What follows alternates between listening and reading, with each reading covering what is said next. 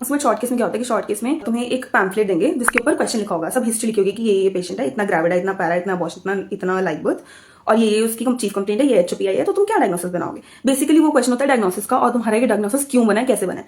तो अगर तुमने बहुत ज्यादा दिमाग चलाया और तुम फोन से फोटो खींच के ChatGPT से उसका डायग्नोसिस बना के ले आए हो, तो ये भी तुम्हें बताना चाहिए कि वो डायग्नोसिस क्यों है। मेरा केस था एक्टोपिक प्रेगनेंसी का, तो मुझे फर्स्ट क्वेश्चन ये किया गया था कि ये एक्टोपिक प्रेगनेंसी क्यों है, why this is not abortion. Topic के ऊपर ही मुझसे क्वेश्चन पूछे थे कि मेडिकल मैनेजमेंट क्या होती है और सर्जिकल मैनेजमेंट क्या होती है, मेडिकल मैनेजमेंट के प्री रिक्विजिट्स क्या होते हैं, HCG का प्रॉपर जो फॉर्मेट होता है वो सब पूछा था। उसके बाद आता है तुम्हारा लॉन्ग केस। लॉन्ग केस में क्या होता है कि तुम्हें प्रॉपर पेशेंट देते हैं और हिस्ट्री लेनी होती है।